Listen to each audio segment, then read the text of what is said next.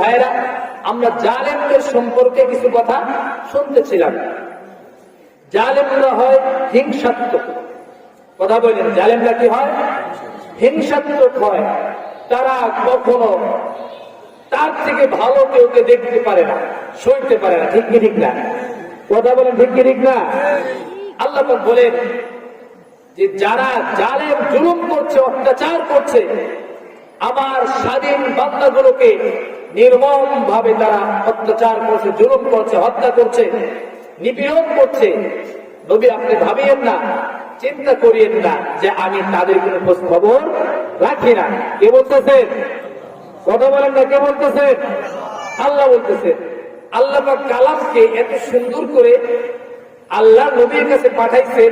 এই কালামটা যখন থেকে নাজিল হয়েছে ওই সময় থেকে নিয়ে কিয়ামত পর্যন্ত পৃথিবীতে যত ঘটনা ঘটবে এই কালামের সাথে ওই ঘটনাকে মেলানো যাবে। জোরে বলুন সুবহানাল্লাহ।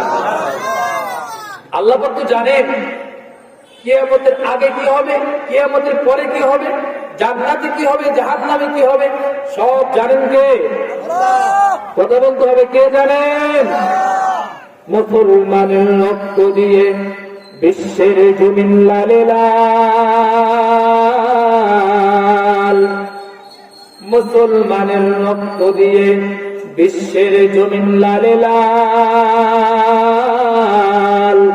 আজ কেন ঘুমাও মুসলমান, আজ কেন ঘুমাও মুসলমান? লিল্লাহে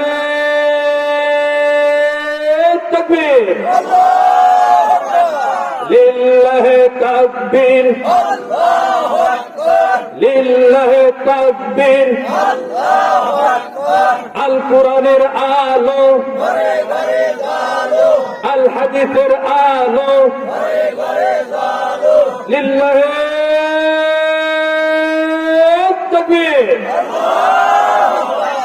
আল্লাহ বলেন জালেমরা তোমরা সাবধান হয়ে যাও,